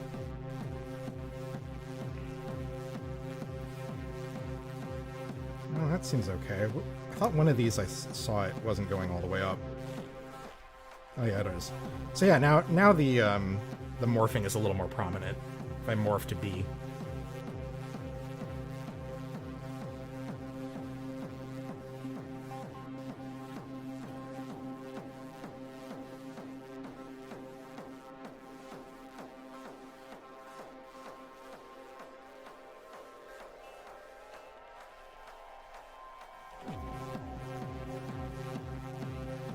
So, I mean, we're just doing it live here, so I'm not getting a great result, but I think I can kind of demonstrate the potential of this thing. If you come up with some actually good mappings that give you the kind of changes you want, then being able to morph a whole bunch of stuff with a control like this is pretty cool. And of course, you could do things similar to this in all within modular. Like I've done a video before about how I use VC transitions for this. Let me mute this for a second so we can talk about this. You know, anyone who's following my channel, you've heard me talk about this already. I've mentioned it in a few videos, but this module here, VC transitions from ADAC system, it's got 5 CV outputs. Each one of them has a controllable range of what the maximum and minimum values are for that output. And then it's got a slider that sets the CV value for all 5 channels. And so what you can essentially do here is like use it like a macro controller, like basically exactly what I'm doing with the snapshot morphing on E16. So you set, you know, the minimum values of each CV as the A, the all the way left position. And then the B is like, you dial it in so that the maximum voltages that each channel sends out gets you to sort of the destination that you want. And then you can do exactly that. You can slide this slider and you're sending CVs out to those things and you slide it back and it morphs back to A, and it's a continuous change for each of the 5 CV channels. So it's exactly the same thing as what I'm doing with the E16 here.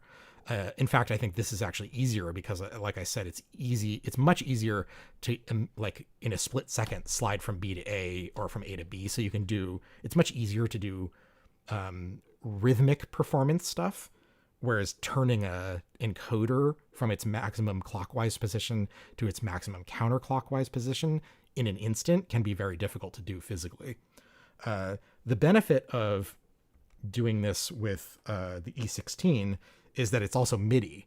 So the same parameters or the same morph can also be like sent to as many MIDI devices as I want, in addition to the CV that's being done with the sort of the VC transition system.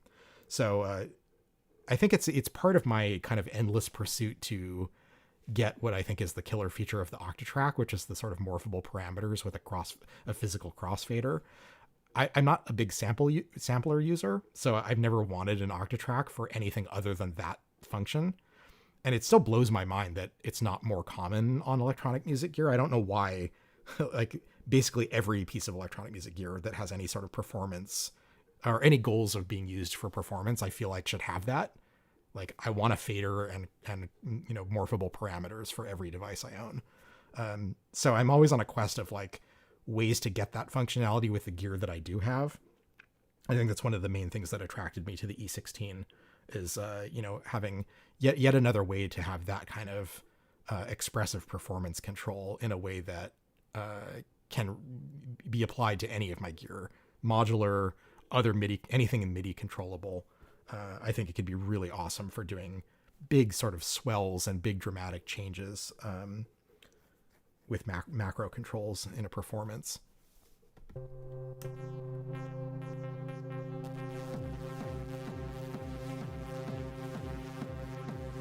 Maybe let's get some more slow noise modulation going now that we're no longer using the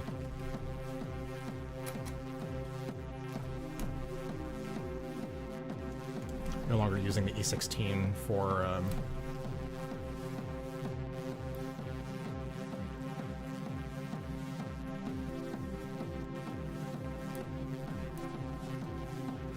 that sounds pretty cool.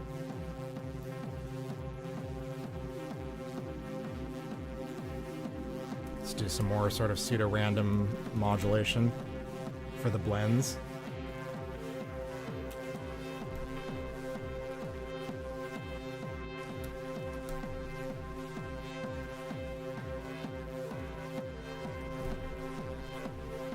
Oh yeah.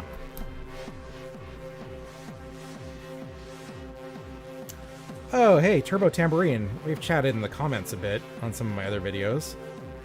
I'm so glad you could make it to one of the streams. Hope everything's going well.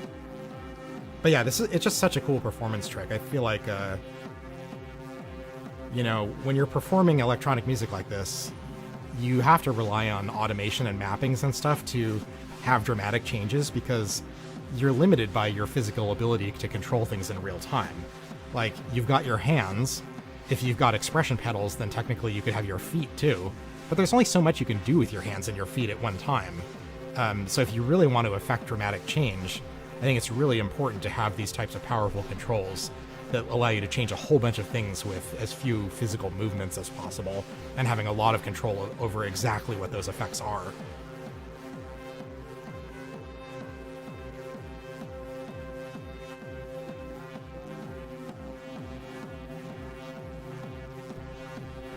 Yeah, I mean, there's a lot. We could take this a lot farther with, like, the amount of change that we're applying here.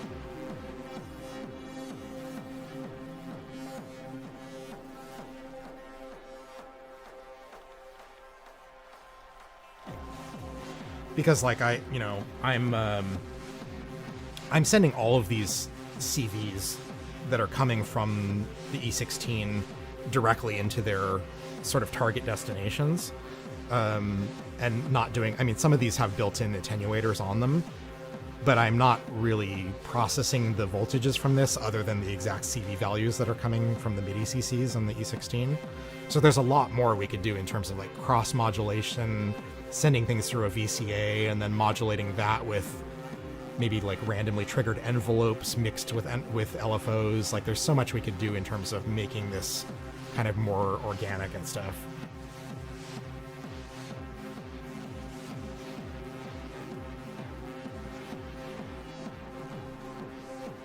It's so funny, I was playing around with this yesterday, and I had, like, another patch that I think actually sounds way cooler than this one. So not maybe today, I don't know. Maybe you all like this. I feel like it's not the greatest demonstration of this tool. But maybe you're getting the idea.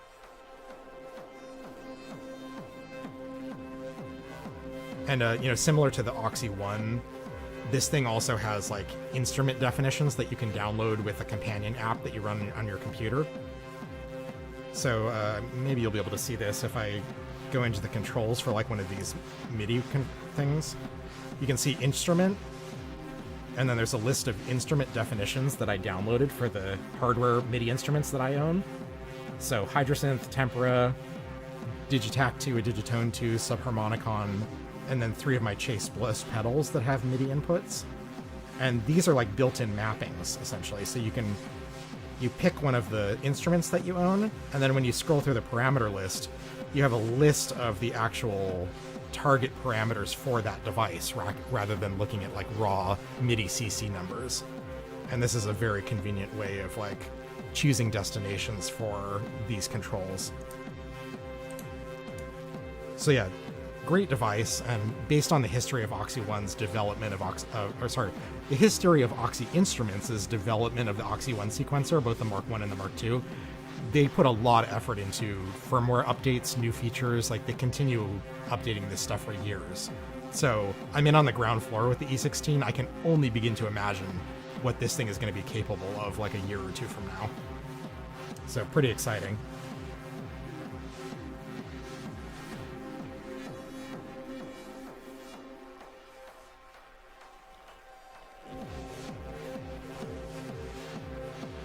I wonder what it would sound like to do a low-pass filter on this instead of a high-pass.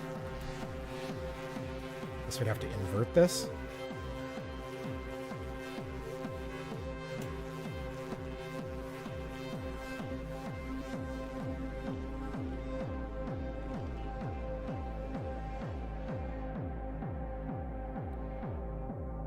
Oh, that's actually kind of cool.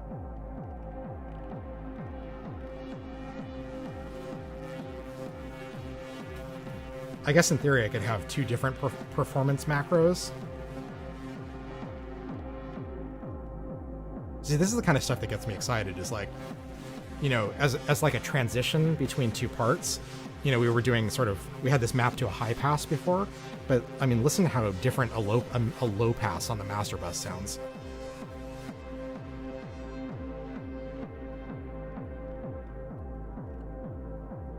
So imagine having 2 separate CVs, like, mapped to one to high pass, one to low pass, and then you could have 2 different, I mean, like, there's nothing that's preventing you from mapping multiple of these snapshot things.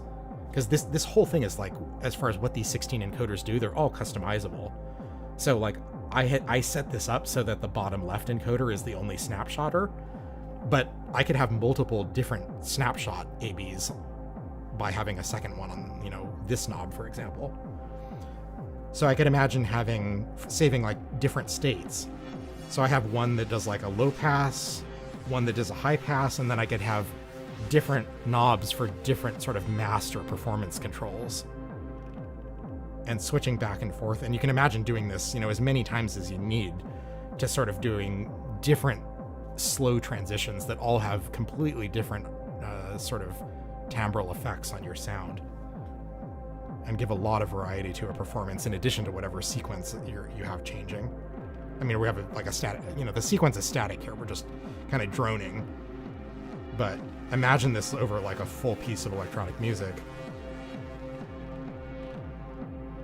And I start to see ways that it can kind of get to the territory of like, you know, what EasyBot does with his Octatrack performance template, where, you know, uses the sort of morphing and slider technique to do a whole bunch of different types of effects, like, you know, master high pass, master low pass, stutter effects, time stretching, you know, beat repeat, all of these kind of things that you can sort of slowly bring in or kind of bring out in and out rhythmically. There's just like so much variance based on how you choose to map this stuff. I think it could be really interesting and really powerful. Anyway, I feel like you get the idea. I'm kind of repeating myself at this point.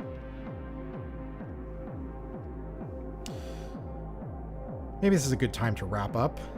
If anyone has any other questions they want to ask before we call it for the day, please do. And I will be, for the time being, continuing to do these every week.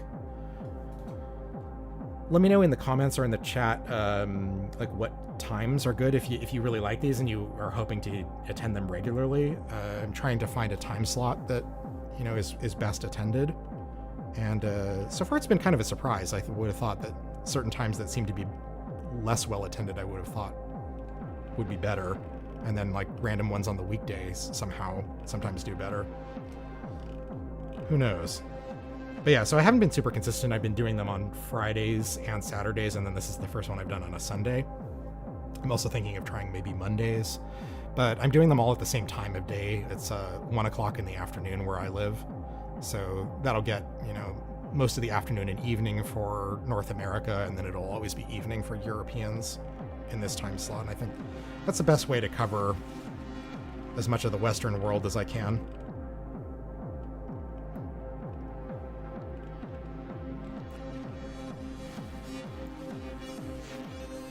So in terms of the usual self-promotional spiel, I will mention that, I think I did mention earlier, I've got a new video coming out on Monday that's going over some ideas for using rings into clouds, rings into beads, in a way that is very different from sort of the cliche patch that combination is known for, of the just kind of like pretty ambient wash of smeary, reverby melodic tones. Like you know it when you hear it. It's very distinct, and it's kind of become a meme at this point. So that video, I'll be looking at ways to do those, to use those modules together that no one will ever accuse you of it being rings into clouds.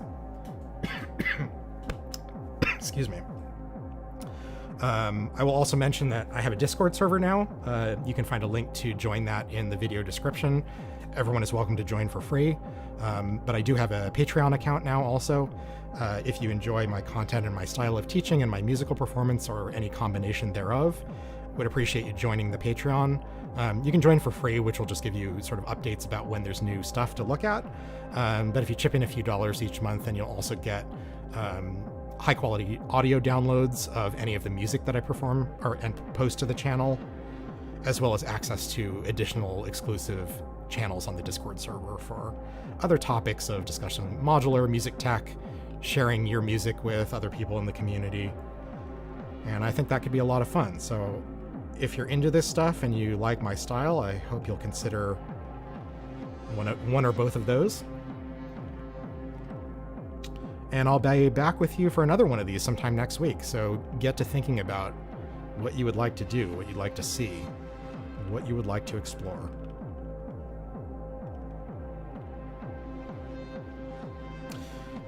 All right, friends. Thanks so much for tuning in. I will see you next week. Enjoy the rest of your weekend.